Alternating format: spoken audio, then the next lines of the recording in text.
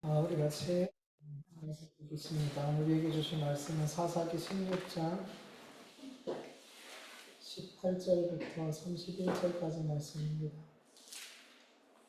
사사기 16장 18절에서 31절까지 말씀 교독합니다. 제가 먼저 읽을게요. 그러나 우리가 우리의 딸을 제가 죄송해요. 잘못 찾았어요. 다시 읽겠습니다.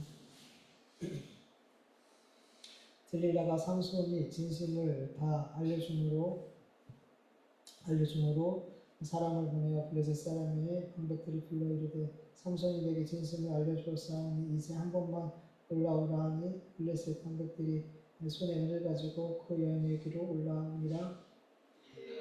삼손에게 자기 무릎을 꿇고 자제하고 사람을 불러 그의 머리부터 미국 가닥을 밀고 그렇게 하는지 그의 힘이 없어졌더라. 들릴라가 이르되 삼손이여 블레셋 사람이 당신에게 들이닥쳤느니라 하니 삼손이 잠이 깨어 이르기를 내가 전과 같이 나가서 몸을 떨치리라 하였으나 여호와께서 이미 자기를 떠나신 줄을 깨닫지 못하였더라. 블레셋 사람들이 그를 붙잡아 그를 매고 가사에 내려가 돌줄로 매고 그에게 옆에서 맷돌을 들게 하였더라. 그의 머리털이 밀린 후 다시 자라기 시작하니라. 블레셋 사람의 방백들이 이르되 우리의 신이 우리 원수 삼손을 우리 손에 넘겨주었다 하고 다 모여 그의 신 부분에게 큰 제사를 드리고 즐거워하고 백성들도 삼손을 보았으므로 이르되 우리의 땅을 망쳐놓고 우리의 많은 사람을 죽인 원수를 우리의 신이 우리 손에 넘겨주었다 하고 자기들의 신을 찬양하며 그들의 마음이 즐거울 때에 이르되 삼손에게 가가 우리를 위하여 제주를 들고 찬양하고 그래서 삼손이 구원하여 삼손이 그들을 위하여 제주를 줍니다. 삼손이 두 사이에 삼손이 자기 손에 붙들 소년에게 이르되 나에게 이 집을 버틴 기둥을 찾아 그것을 의지하게 하라 하니라. 그 집에는 연료가 가득하니 블레셋 모든 방백들도 거기에 있고 그에 있는 나무도 삼천이라. 다 삼손이 제주를 부리는 것으로부터 삼손이 여호와께 부르짖어 이르되 주 여호와여 구하옵나니 나를 생각하옵소서. 하나님이여 구하옵나니 이것만 나를 강하게 하사 나의 두 눈을 뺀 블레셋 사람에게 원수를 단번에 갚게 하옵소서 하고 삼손이 집을 볼 때는 무기들 가운데 하나님의 손으로 되어지지 않고 삼손이 이르되 블레셋 사람과 함께 죽기를 원하노라 하고 힘을 다하여 몸을 굽히매 그 집이 곧 무너져 그 안에 있는 모든 방백들과 온 백성에게 덮이니 삼손이 죽을 때 죽인 자가 살아있을 때 죽인 자보다 더욱 많았더라. 그의 형제와 아버지의 온 집이 다 내려와서 그의 시체를 가지고 올라와서 소라와 틱스탄들 사이 아비아같이 마누아의 장지에 장사하니라. 삼손이 이스라엘을 사서도 20년 동안 지켰더라. 아멘. 삼손의 마지막 이야기는 우리가 너무나 잘 알고 있는 삼손과 들릴라의 사랑 이야기예요. 사사기 16장 4절 보면 삼손이 소릿골짜기에 사는 들릴라라는 여인을 사랑하게 돼요. 그리고 이 사실을 블레셋 사람들이 어떻게 하라는지 금방 알고 들릴라에게 찾아가서 삼손의 힘의 근원을 알아내면 돈을 준다라고 약속을 하죠. 여러분 이 말씀을 볼 때 삼손이 어디에 들어가고 누구를 만나고 이 모든 것을 블레셋 사람들이 뭐하고 있는 것 같아요? 감시하고 있는 것 같아요. 이 전에도 삼손이 어디 들어갔어요? 가사에 가서 어떤 기생을 보고 들어갔는데 이미 다 알고 진을 치고 있었다는 거죠. 삼손을 잡으려고 내복하고 있었다는 거예요. 보니까 블레셋 사람들이 그렇게 자꾸 삼손을 잡고 죽이기 위해서 계속 그렇게 감시하고 있었던 것 같아요. 여러분 만약에 누군가가 여러분을 계속 감시하며 내가 어디를 가고 누구를 만나고 무엇을 하는지 다 파악하고 있다면 그리고 나를 집요하게 감시하는 이유가 나에게 해를 끼치기 위함이라면 여러분 얼마나 끔찍한 일일까요? 제 아내가 종종 이런 말을 해요. 엘리베이터 탈 때 그 남자가 같이 타면 무섭다는 거죠.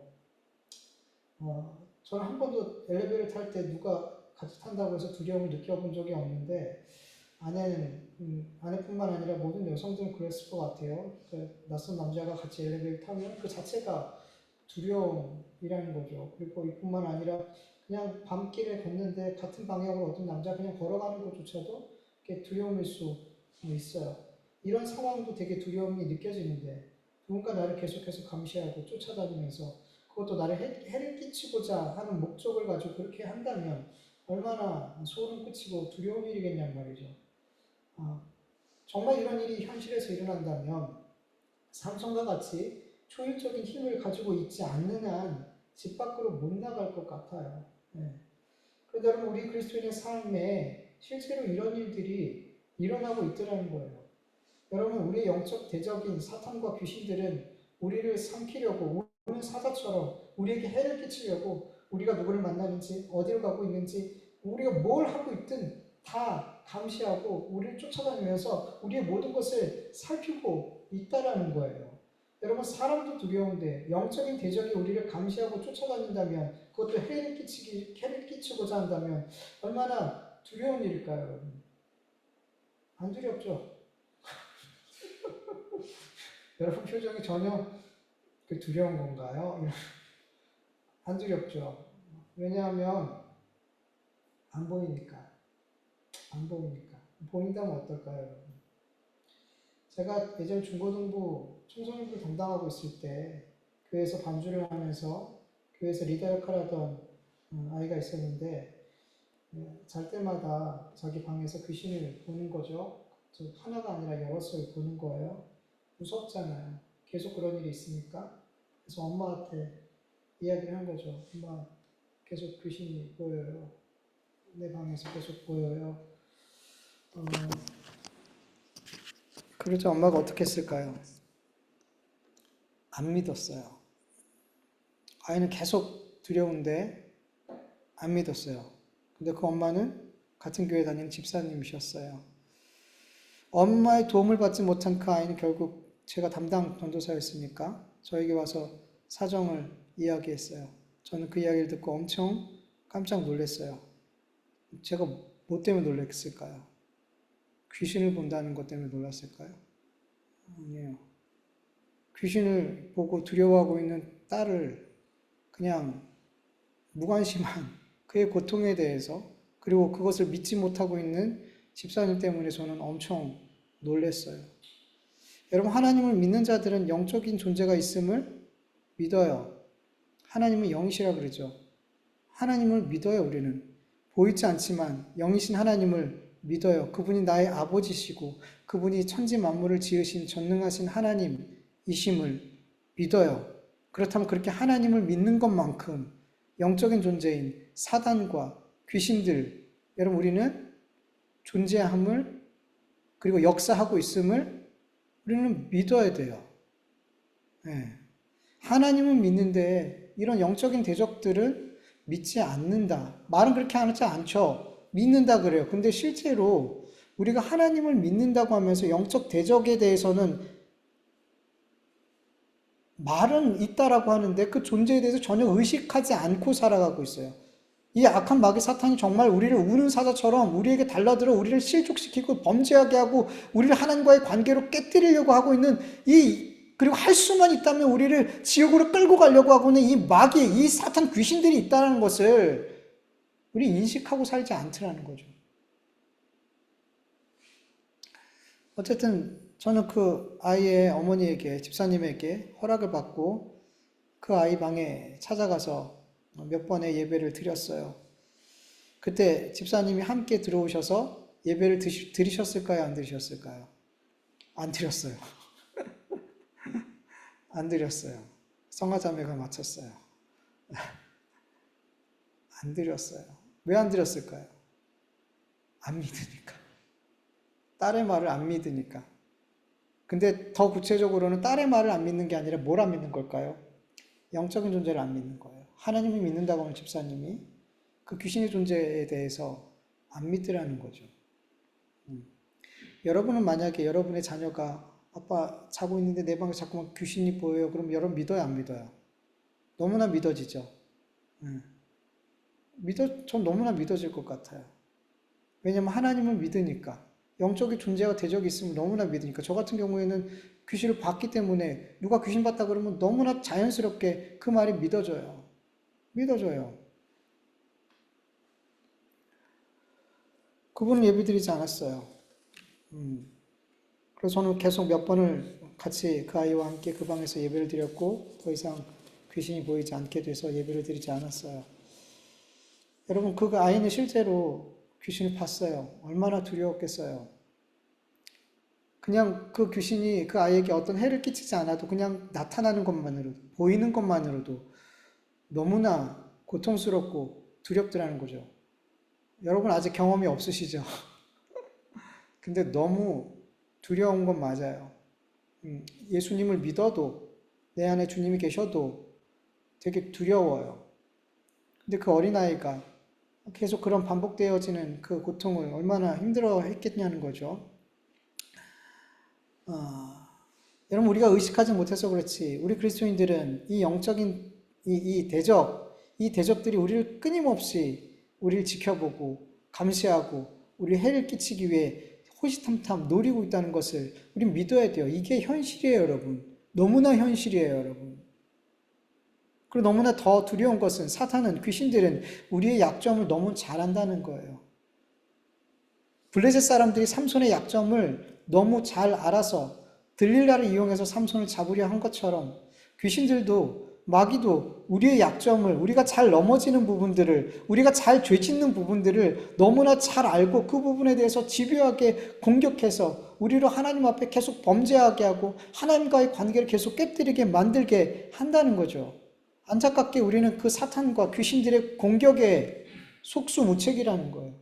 그렇게 집요하게 우리를 공격할 때 우리가 잘 그 공격을 막아낼 능력이 없더라는 거예요.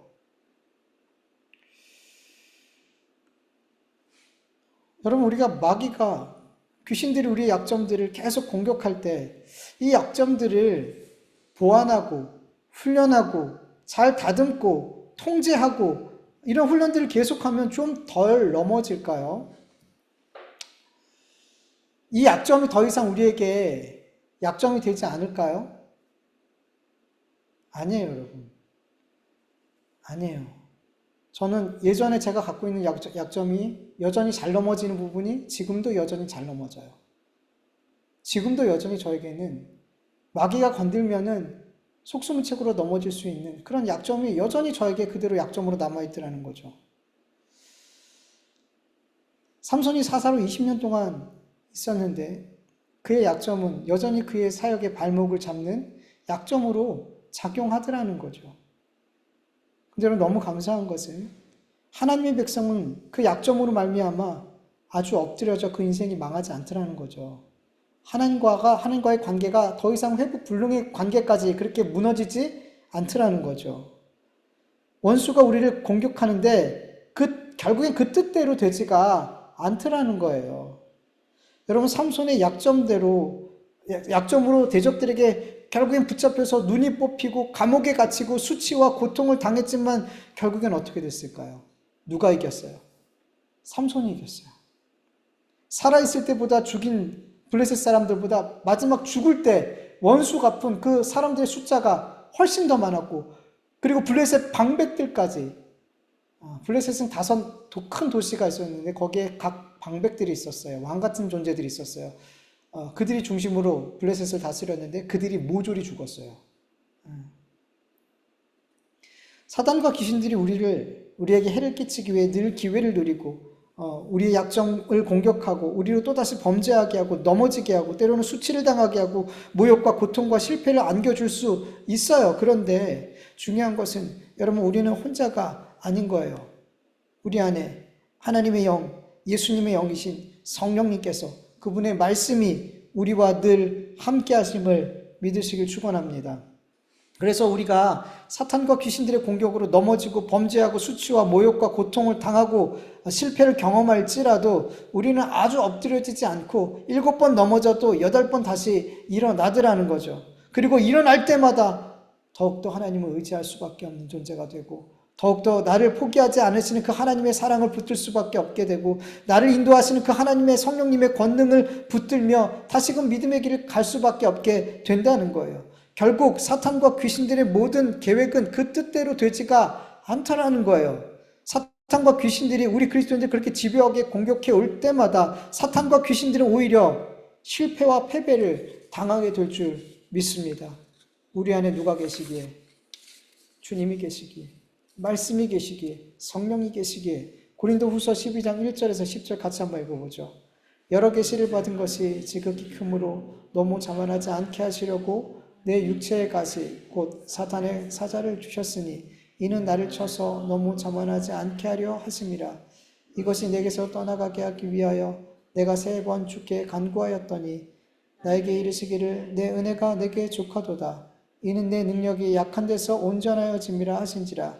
그러므로 도리어 크게 기뻐함은 나의 여러 약한 것들에 대하여 자랑하리니 이는 그리스도의 능력이 내게 머물러 있게 하려 함이라.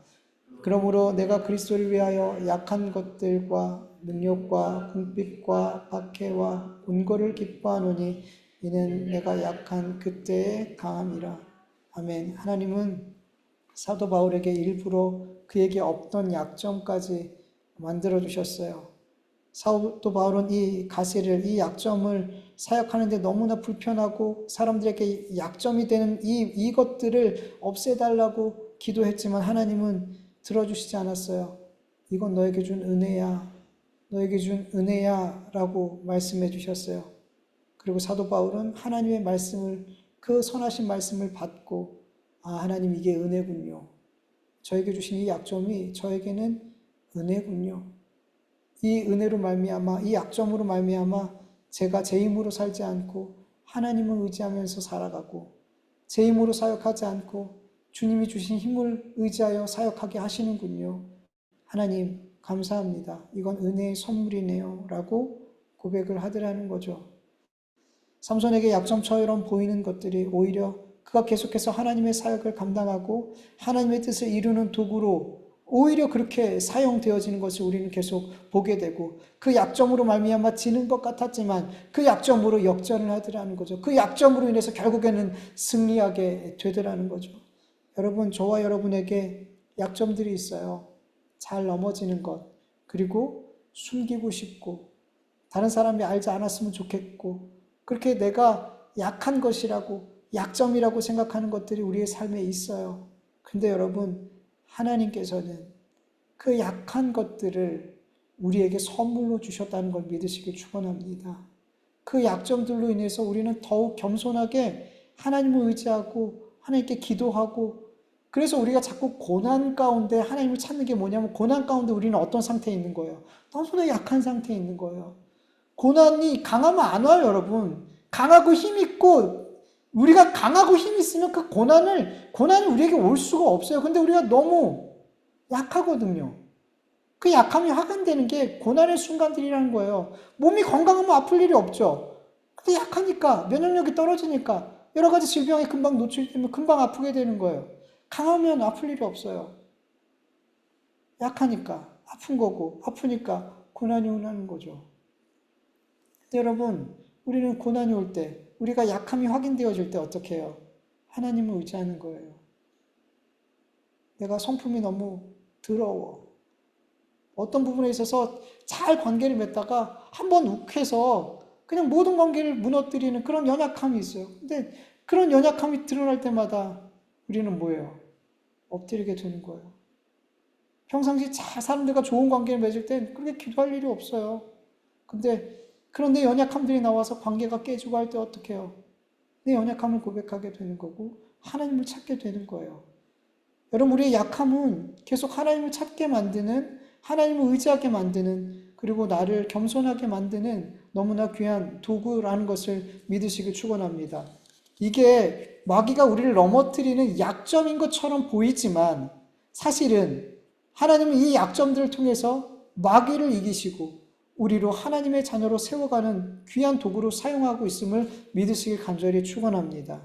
여러분에게 약한 것들 하나님 앞에 분명 그런 기도할 거예요. 하나님 이런 성품 좀 고쳐주세요. 저 왜 이렇게 욱하는 걸 못 참죠? 하나님 저는 왜 이렇게 습관처럼 정말 이렇게 거짓말하고 싶지 않은데 왜 이렇게 위기만 오면 이렇게 툭툭 거짓말이 나오죠?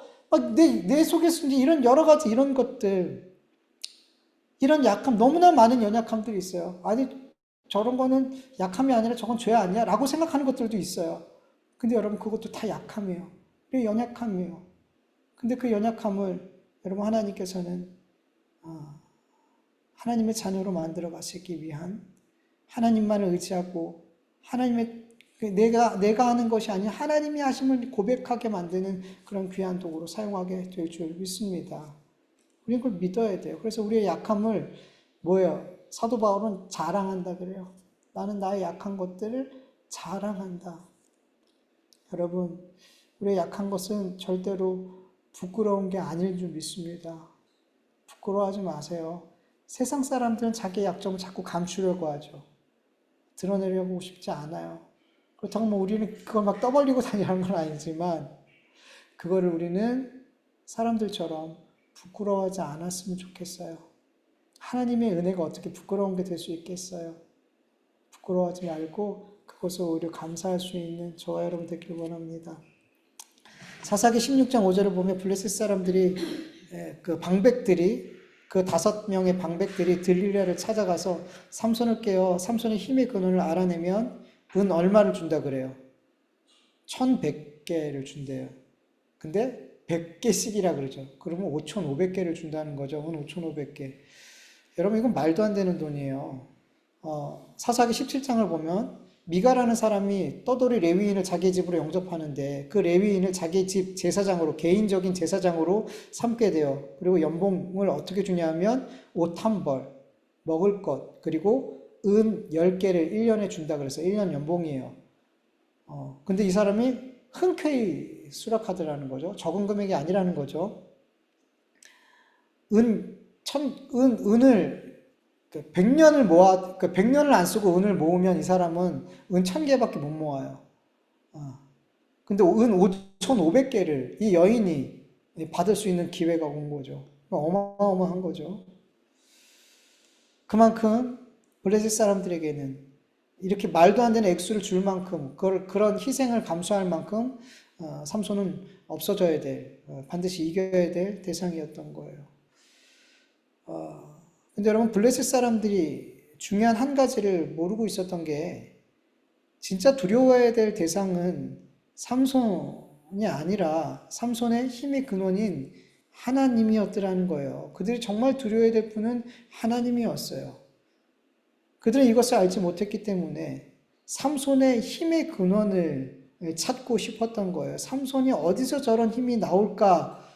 그에게 어디서 이런 힘이 나올지 그걸 찾고 싶어서 그렇게 들릴라에게 큰 돈을 주면서 그를 꾀라고 이야기한 거죠. 근데 여러분 삼손의 삶의 마지막 장면을 보면 삼손의 진짜 힘의 근원은 오늘 본문 읽은 것처럼 하나님께 있었더라는 거죠. 하나님께. 블레셋 사람들이 자기의 신에게 제사를 드리다가 마음이 너무 즐거워서 삼손을 자기들에게 이렇게 굴복시키게 해주신 그 신에게 너무 감사하면서 또 너무 즐거운 마음에 흥이 나서 이 삼손을 불러서 제주를 부리게 해요. 이때 삼손이 제지를 부리다가 어떻게 해요? 자기를 인도한 소년에게 이 신전을 지탱하고 있는 이 두 성전 기둥 사이에 자기를 세워달라 그러고 하나님께 기도드리죠. 부르짖죠. 삼손이 여호와께 부르짖어 이르되 주 여호와여 구하옵나니 나를 생각하옵소서. 하나님이여 구하옵나니 이 한 번만 나를 강하게 하사 나의 두 눈을 뺀 블레셋 사람들에게 원수를 단번에 갚게 하옵소서. 그렇게 하나님 앞에 부르짖어 기도를 드리죠. 그리고 결국 하나님께서 그에게 힘을 주시고 그는 마지막 죽는 순간 그 신전을 무너뜨리면서 어마어마하게 많은 사람들과 블레셋 방백들, 지도자들을 다 죽이게 됐어요. 블레셋 방백들과 수많은 지도자들과 백성들은 그렇게 한순간에 망하게 됐어요. 왜요? 삼손의 힘의 근원이 삼손에게 있다라고 생각했기 때문이에요. 그의 힘의 근원이 머리카락에 있다라고 생각했기 때문이에요. 여러분, 십자가 자체의 능력이 있을까요? 여러분, 요즘은 그렇지 않은 것 같은데 예전에는 뱀파이어의 약점 중에 하나가 뭐였을까요? 십자가였어요. 근데 요즘 뱀파이어 영화를 보면 가끔씩 이렇게 십자가를 보여줘도 이렇게 안 통하더라고요.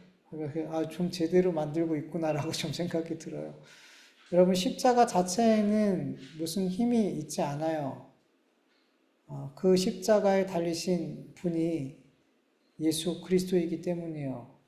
하나님의 아들 독생자 예수 그리스도께서 그 십자가에서 우리를 위해서 우리의 죄를 대속하기 위해서 죽으셨기 때문에 그 십자가가 능력이 있다라고 말하는 거예요. 여러분, 예수님께서 십자가에 죽으실 때 양옆에도 똑같이 십자가에 달려 죽은 죄수들, 강도들이 있었단 말이죠. 그들의 십자가는 능력이 있어요, 없어요? 없어요. 그 십자가를 바라보면서 능력이 있다라고 말하지 않아요. 여러분, 우리가 예수 그리스도의 십자가를 바라봐라, 믿어라 하는 것은 그 십자가에 담겨 있는 예수 하나님의 사랑, 하나님의 용서와 구원, 이것을 바라보라는 거예요. 그것을 믿으라는 거예요. 그런 의미라는 거죠. 십자가 자체가 무슨 능력이 있는 건 아니라는 거. 우리가 뒤에 있는 이 십자가가 뭔 능력이 있기 때문에 이렇게 달아놓은 게 아니에요. 이걸 볼 때마다 뭐 하라는 거예요? 하나님이 날 위해서 하신 일들을 기억하라는 거예요. 목걸이 멋지게 해서 이렇게 멋지게 하라고 달고 다니는 십자가가 아니라는 거예요. 이 십자가를 보면서 내가 하나님 앞에 어떤 은혜를 받고 있는지를, 내가 어떤 구원의 은혜를 받았는지를 기억하라는 거예요. 그럴 때 그 십자가, 이게 모형이 아무것도 아닌 것 같지만 그게 능력이 되는 거예요. 주님을 기억하게 하니까. 마찬가지예요. 삼손의 긴 머리는 하나님과의 언약이 담겨 있는 거예요. 삼손의 머리를 자른다는 것은 하나님의 언약이 파괴되고 하나님과의 관계가 파괴되는 것을 의미하는 거예요. 여러분, 삼손이 머리카락을 빡빡 민 게 아니에요. 성경은 뭐라 그래요? 보면은 7가닥을 자른 거예요. 그럼 민 것도 아니라는 거예요. 근데 힘이 없어졌더라는 거죠. 여러분, 그건 단순히 머리를 이렇게 밀었다라는 거는, 성경에서 이런 의미는, 지금 삼손의 지금 이 상황은 무슨 상황이냐면 하나님과의 관계가, 하나님과 언약의 관계가 깨져 있는 상태를 이야기하고 있는 거예요. 삼손이 힘을 잃은 것은 머리가 뽑혔고 머리가 짧아졌기 때문에, 짧아진 것도 아니에요. 머리가 뽑힌 몇 가닥 뽑혔기 때문이 아니라 하나님과의 언약이 파괴됐기 때문인 거예요. 하나님과의 관계가 깨졌기 때문인 거예요. 삼손의 머리가 길었다고 성경 말씀하고 있죠. 성경은 머리 깎은 적이 없어요. 그냥 7가닥 뽑은 거지. 뽑은 것도 아니고 7가닥 자른 거지. 근데 성경은 머리카락이 자랐다라고 이야기해요. 그게 뭐냐면, 뭘 상징하냐면 하나님과의 언약이, 하나님과 관계가, 삼손이 회복되어졌더라는 거죠. 그 고난 가운데, 그 맷돌을 돌리는 그 고난 가운데서 하나님과의 관계가 회복되어졌음을 성경은 머리카락이 자란 것으로 표현하고 있더라는 거죠. 그렇게 하나님과의 언약의 관계가 회복되어졌을 때 하나님께서 삼손에게 힘을 주시더라는 거죠. 그래서 삼손의 힘의 근원은 삼손에게 있지 않아요. 머리카락이 길고 짧고의 의미가 아니라, 그게 문제가 아니라 뭐예요? 하나님과의 관계의 문제인 거예요. 하나님과의 관계의 문제였던 거예요. 여러분, 우리 그리스도인도 마찬가지예요. 우리 그리스도인들이 이 땅에 살아갈 때 이 세상에 살아갈 힘의 근원은, 이 세상을 살아갈 수 있는 힘과 능력의 근원은 하나님이세요. 내 안에 계신 주님이시고 성령님이시고 말씀이 우리에게 능력이 된단 말이죠. 이것을 믿으시길 간절히 원해요. 블레셋 사람들처럼 긴 머리가 삼손의 힘과 능력의 근원이라고 착각하면서 살아가면 안 된단 말이에요. 근데 우리 그리스도인들이 자꾸 블레셋 사람처럼 생각해요. 내가 가지고 있는 어떤 조건들, 내가 얼마나 많은 돈을 가지고 있는지, 얼마나 많이 배웠는지, 내가 얼마나 많은 사람들과 관계를 하고 있는지, 내가 얼마나 많은 경험들을 했는지, 나를 따르는 사람들이 얼마나 많이 있는지, 뭐 이런 것들, 세상 사람들이 힘이라고 여기고 있는 이런 조건들을 자꾸만 내가 살아가는 힘의 근원이라고 착각하면서 살아간단 말이에요. 이거 없으면 나는 무능한 사람이 된 것 같고, 이런 것들이 없으면 나는 힘이 없고, 이 세상에서 아무것도 없는 무능력한 사람이 되는 것처럼 그렇게 생각하면서 우리 그리스도인들이 생각하며 살아간단 말이죠. 그래서 자꾸 하나님 앞에 구하는 거예요. 하나님, 사업이 잘 돼서 성공하게 해주세요. 부유하게 해주세요. 많은 사람들과의 관계가 다 좋게 해주세요. 사람들이 저를 많이 따르게 해주시고 제가 인기 있는 사람 되게 해주시고 더 큰 권력을 갖게 해주시고 왜 이런 기도를 자꾸 드리냐면 이런 조건들이 내가 살아가는 힘이라고 생각하는 거예요. 마치 긴 머리처럼 삼손의 긴 머리처럼 긴 머리에서 힘이 나온다라고 생각하는 것처럼 이런 것에서 내가 살아갈 힘이 나온다라고 생각하는 거예요. 이런 세상의 것들이. 그래서 자꾸만 그런 것들을 구해요, 여러분. 여러분 그래서 그거 구하지 말라는 거 아니에요. 여러분 구해도 돼요. 얼마든지 구해도 돼요. 근데 기도의 목적이 이거 자체가 목적이 되면 안 된다는 거죠. 이것이 우리의 삶의 목표가 되면 안 된다는 거죠. 이것 때문에 하나님께 기도하고 이것 때문에 하나님을 섬기면 안 된다는 거죠. 그래서 자꾸만 우리 성도들, 우리 그리스도인들이 이 세상의 힘이라고 여겨지는 것들을 얻고 그것이 나의 삶을 지탱하고 나를 힘있게 하는 것들로 자꾸만 여기면서 그렇게 하나님 앞에 자꾸 구한다면 너무나 잘못 구하고 있는 거예요. 너무나 지금 잘못된 신앙생활로 가고 있더라는 거죠. 여러분, 우리 그리스도인의 이 세상에서 살아가는 힘과 능력은 우리 안에 계신 보배로우신 예수 그리스도라는 것을 믿으시길 간절히 원합니다. 우리를 이끄시는 성령님이라는 것을 믿으시고 하나님과의 올바른 관계를 맺어가는 것이 우리의 힘이 되고 능력이 됨을 믿으시길 간절히 원합니다. 여러분 고린도후서 4장 7절을 보면 우리가 이 보배를 질그릇에 가졌으니 이는 심히 큰 능력은 하나님께 있고 우리에게 있지 아니함을 알게 하려 함이라. 아멘. 여러분 우리의 인생은 질그릇이에요. 툭 던지면 와장창 깨져버리는 질그릇이에요, 여러분. 여러분 질그릇에 예쁘게 색칠해도 던지면 깨져요. 질그릇에 아무리 예쁘게 치장해도 깨지는 순간 아무것도 아니게 돼요. 우린 그런 존재라는 거예요. 근데 자꾸 우리는 이 질그릇에 예쁘게 칠하려고 그래요. 예쁘게 덧칠해서 예쁜 질그릇이 되려고 그래요. 아니에요, 여러분. 우리 그냥 던져지면 깨지는 질그릇밖에 되지 않아요. 우리가 귀한 것은 이 질그릇 안에 예수님을 담고 있기 때문이에요. 근데 세상 사람들은 그 질그릇 안에 오물을 담고 살아가고 있어요. 그게 깨지면 오물들이 나요. 여러분 세상 사람들은 그렇게 깨지는 순간들이 있어요. 박살나는 순간들이 있어요. 삶 속에. 그때 그 속에 있는 것들이 나오는데 더러운 것들이라는 거죠. 죄라는 것들이라는 거죠. 근데 여러분 우리 그리스도인들은 달라요. 우리 그리스도인들도 깨지는 순간이 있어요. 삶이 무너지는 순간이 있어요. 근데 그 깨지는 순간 우리에게서는 그 깨지는 그 질그릇 안에서 우리는 오물이 나오는 게 아니라 누가 나올까요? 보배로우신 예수님이 나오는 거예요. 달라요. 삶이 무너지는 순간 여러분 그때 우리는 알아요. 우리의 삶이 무너지고 깨지는 순간 우리 안에 주님이 계신지 세상에 오물이 있는지 우리는 볼 수 있게 되는 거예요. 주님 우리의 삶을 자꾸만 깨뜨리는 거예요. 네 안에 누가 있니? 네 안에 예수님이 있니? 오물이 있니? 그래서 주님 우리의 삶을 자꾸만 깨뜨리면서 그것을 확인하게 하시는 줄 믿습니다. 여러분 우리의 삶이 깨지는 순간 주님이 보이길 원합니다. 주님이 드러나길 원합니다. 여러분 우리 그리스도인의 귀한 사명 중 하나는 이 세상을 살아가는 동안 내 힘과 능력이 내 긴 머리에서 나오는 것이 아니라 나와 함께 하시는 보배로우신 주님으로부터 나오는 것을 드러내는 것임을 믿으시길 축원합니다. 그래서 우리 그리스도인들은 세상의 힘의 원리 그것이 아니라 하나님의 말씀을 따라 말씀의 원리를 따라서 살아야 될 줄 믿습니다. 세상의 힘의 원리를 따라 살아갈 때 우리 그리스도인들은 이 세상에게 그 어떤 주님의 그 어떤 놀라우심과 그 어떤 능력도 그 어떤 영광도 나타낼 수가 없어요. 없어요. 똑같이 살아가는데. 그러나 여러분, 저 사람은 저렇게 물질이 가난한데 어떻게 저렇게 담대하고 저렇게 가난함에도 불구하고 누군가에게 더 힘든 누군가에게 나누는 삶을 살 수 있지?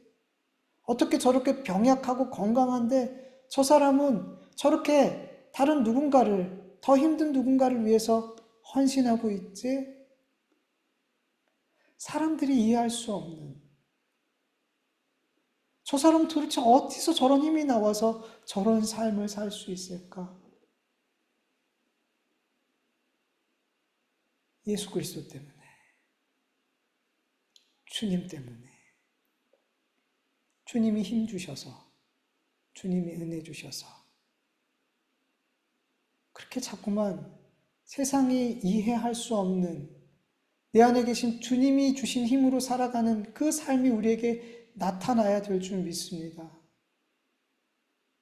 우리의 삶에 정말 와, 저 사람은 도대체 무슨 힘으로 저렇게 사는 거야? 라는 세상 사람들이 궁금해할 수 있는 삶이 되기를 간절히 원합니다. 세상 사람들이 힘이라고 생각하는 거, 그 힘을 가지고 살아가면 아무도 궁금해하지 않아요. 똑같으니까. 근데 우리가 정말 예수 그리스도를 나의 힘으로 삼고 주님의 말씀을 나의 힘으로 삼고 그 힘으로 살아간다면 세상 사람들은 우리의 삶을 궁금해할 줄 믿습니다.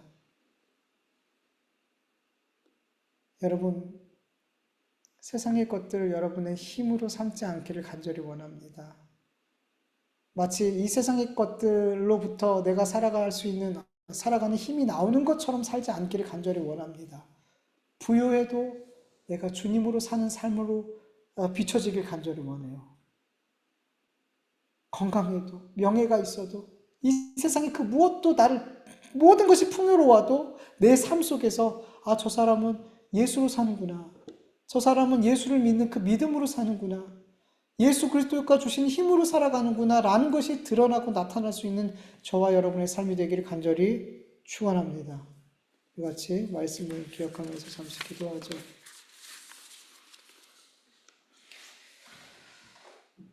아버지 하나님 감사합니다.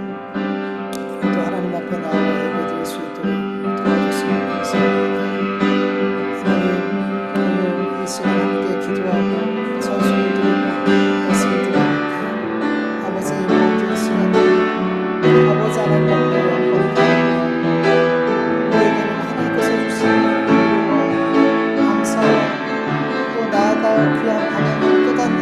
시간이 되어줄 수 있도록 하나님 역사하여 주시옵소서. 하나님 우리는 연약한 것들이 참 많습니다. 그 연약함이 10년, 20년이 지나도 여전히 내 삶에 연약함으로 남아있는 것과 너무나 많습니다. 하나님 그러나 그 연약함이 아버지 하나님 마귀에게 아버지 하나님 넘어지게 나를 넘어지게 하는 어떤 통로가 되어지는 것 분명히 많지만 결국에는 그 연약함이 더 사랑하고 더 의지하고 더 바라고 그래서 결국에는 마귀의 뜻이 크게 되고 마귀가 실패하고 마귀가 불리하는 아버지 그런 결과로 주님 나의 약점을 사용하여 주실 줄 믿사오니 주님 도와주시옵소서. 우리의 약점을 주님 더욱 사랑하고 의지하고 신뢰하는 그곳으로 나아갈 수 있도록 주님 역사하여 주시옵소서. 간절히 원하오니 주님 도와주시옵소서. 주님 우리를 도와주시옵소서. 주 하나님 아버지 지치고 피곤하고 힘든 우리의 삶 속에 하나님을 더 의지하고 아버지 하나님 내 삶 속에서 하나님과의 관계를 여전히 우선순위에 둘 수 있도록 도와주시옵소서. 아버지 우리의 힘은 아버지 세상의 것들에서 나오는 것이 아니라 주님으로부터 나옵니다. 주님이 내 안에 계셔서 아버지 그 주님으로 말미암아 아버지 내가 이것도 하고 저것도 할 수 있습니다. 아버지 하나님 세상 사람들이 할 수 없는 것들 세상 사람들이 돈으로 세상의 권력을 할 수 없는 것들 아버지 돈도 없고 권력도 없는 그러나 예수 그리스도를 가슴으로 말미암아 그들이 할 수 없는 것을 할 수 있는 우리 그리스도인의 삶이 되고 우리 교회가 되어줄 수 있도록 역사하여 주시옵소서. 감사합니다. 주님의 기도합니다.